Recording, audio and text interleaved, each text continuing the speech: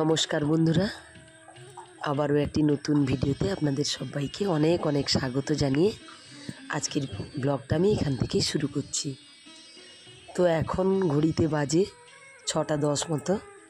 আমি কিন্তু 5:30টার দিকে ঘুম থেকে উঠেছি। তো উঠেই দেখছি যে প্রচুর বৃষ্টি হচ্ছে। তো বৃষ্টি হচ্ছিল বলে কারেন্ট ছিল না, তো সেই কারণে আমি ভিডিওগুলো করতে পারিনি। যেমন ঘর ঝাঁটিয়ে ঘর মুছেছি, উনানে লাতা দিয়ে গ্যাস ট্যাস মুছে পরিষ্কার করে দিয়েছি। তারপরে কারেন্ট আসতেই আমি ভিডিও করাটা শুরু করছি। তো এই যে দেখুন, আমার বেডরুম নিয়ে আজ পড়েছি।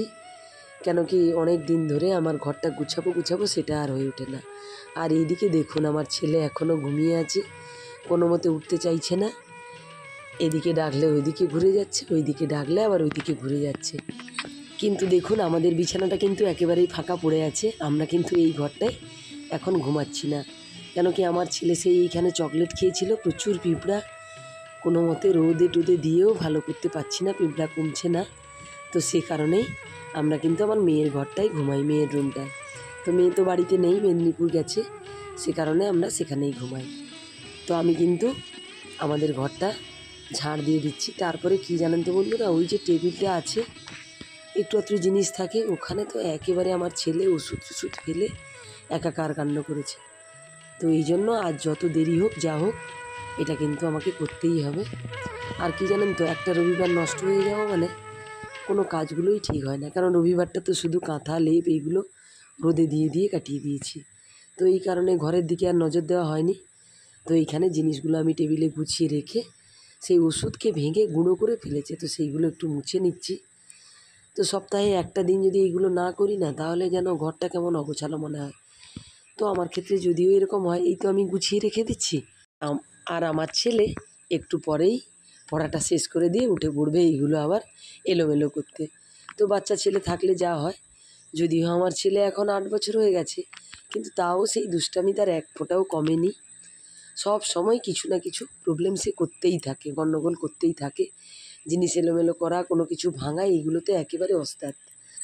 তো এই যে দেখুন, একটু হাত লাগিয়ে জিনিসপত্রগুলো গুছিয়ে দিতেই টেবিলটা একেবারে অন্যরকম লাগছে।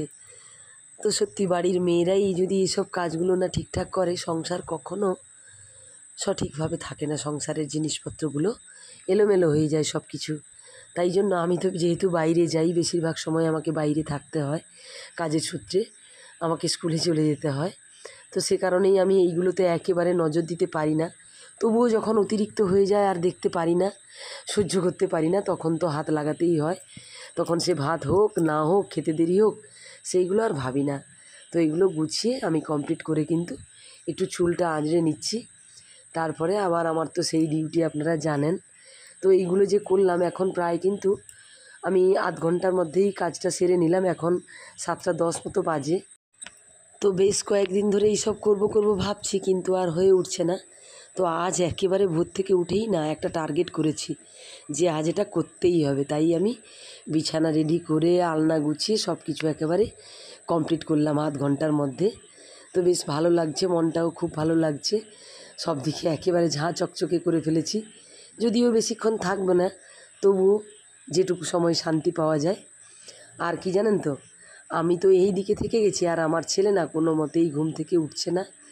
ওকে আবার ঘুম থেকে তুলে সেই দাঁত মাজিয়ে খাওয়াতে হবে, কত কিছু ব্যাপার থাকে। আর এই দিকে আমি চান করতে যাব বলে কাপড় চোপড়গুলো নিয়ে যাচ্ছি, বাথরুমে রেখে দেবো, আর জলটা গরম করতে বসিয়ে দেবো। কেন কি আমার তো ঠান্ডার প্রবলেম আছে, আমি গরম জল ছাড়া চান করতে পারি না। তো গরম জল করতে দিয়ে আমি কিন্তু গরুর দুধ দুইতে চলে গেছি। তো বৃষ্টি কিন্তু পড়ছে একটু একটু, তাও আমি তো যাই হোক, আমি ওইদিকে গরুর দুধ দুয়ে চলে এলাম। তো এসেই আমার ছেলেকে তুলে দাঁত মাজিয়ে ওই যে খাওয়াতে বসিয়েছি। তো একটু জল মুড়ি খাইয়ে দিচ্ছি। আমার ছেলে সত্যি কথা বলতে একেবারে মুড়ি খেতে চায় না। তো অনেক কষ্টে বুঝিয়ে সুঝিয়ে আমি একটু জল মুড়ি খাইয়ে দিচ্ছি। আর কি জানেন তো, বেশিরভাগ সময় শুধু সুজি খেতে চায়। তো যাই হোক, ওই দিকে খাওয়াতে খাওয়াতে আমি একটা মনের কথা আপনাদের সঙ্গে শেয়ার করে ফেলি। কি জানেন তো, এই দুদিন আমি ভিডিও দিতে পারিনি।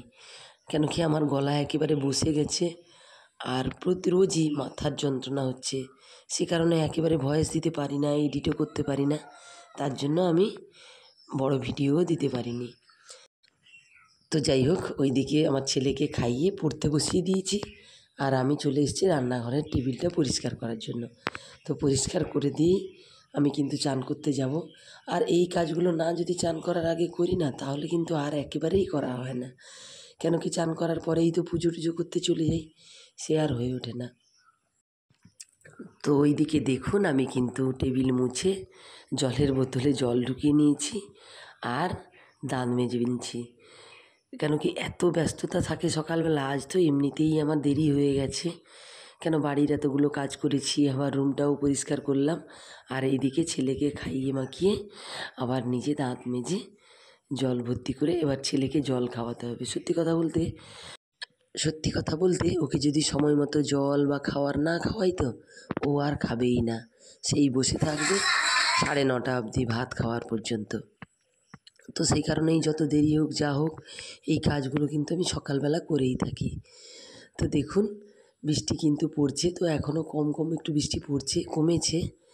তো আমি এই যে মাথায় গামছা দিয়ে আমি আমাদের মন্দিরটা ধুয়ে দিচ্ছি। তো যাই হোক, এই দিকে দেখুন, আমি কিন্তু বাইরের কাজটা শেষ করে দিলাম। এখন আমি ঠাকুর ঘরে গিয়ে থালা বাসন ধুয়ে পুজোর কাজে লেগে যাব। তো পুজোটা হয়ে গেলেই সরাসরি রান্নাঘরে। সকালবেলার এই কাজগুলো যেন একের পর এক আমার জন্য অপেক্ষা করতে থাকে। তো এইগুলো না করলে একেবারেই আমার তো দিন কাটে না। তো আমি বলে আমি নয়, প্রত্যেকটা মেয়ের জীবনে এইসব কাজগুলো করতে হয়। তো আজ তো বৃহস্পতিবার মানে পুজোতে আরও একটু সময় লাগবে। কেন কি, লক্ষ্মী মায়ের ঘর টর সাজিয়ে আজকে পুজো করতে হয়। আর এদিকে তো গোপালের পুজো আছে।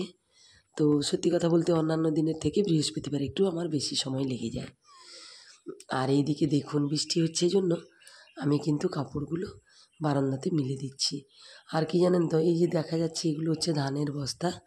তো আমাদের তো গ্রামের দিকে বাড়ি, জমি জায়গা আছে, তো সেই কারণে দোতলায় আমাদের ধানের বস্তাগুলো আছে, আর এই দিকটায় দড়ি টাঙানো আছে।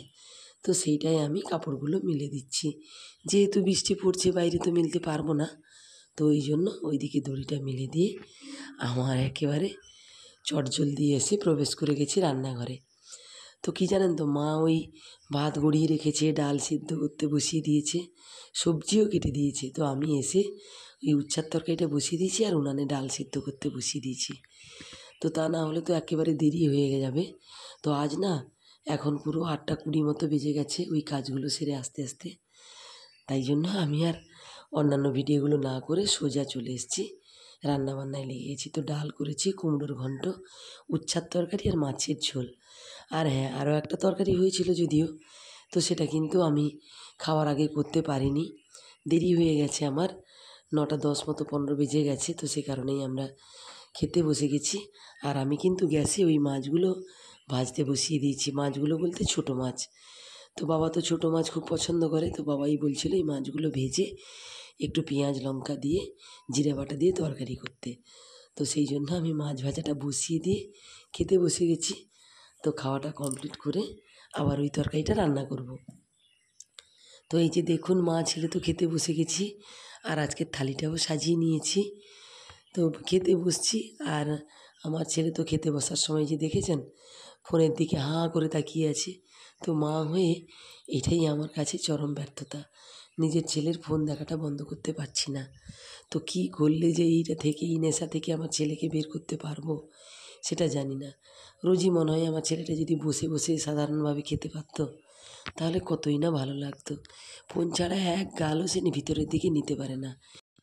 তো যাই হোক, ওই দিকে খাওয়া দাওয়া কমপ্লিট করে মা ছেলেতে একেবারে রেডি হয়ে গেছি স্কুল যাওয়ার জন্য।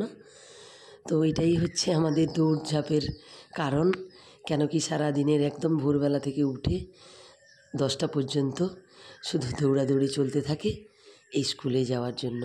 তো সেটাই আমি বেরিয়ে একদম রেডি হয়ে স্কুলে চলে যাচ্ছি। তো এত কম সময়ে এতগুলো কাজ ছুটাছুটি করে করতে হয়, সে আর কি বলবো আপনাদের। তো যাই হোক, এই ছিল আমার একটি ভিডিও। আমার ভিডিও দেখার জন্য সবাইকে জানাই অনেক অনেক ধন্যবাদ। সবাই সুস্থ থাকবেন, ভালো থাকবেন, এই আশা রেখে আজকের ভিডিওটা এখানেই শেষ করছি।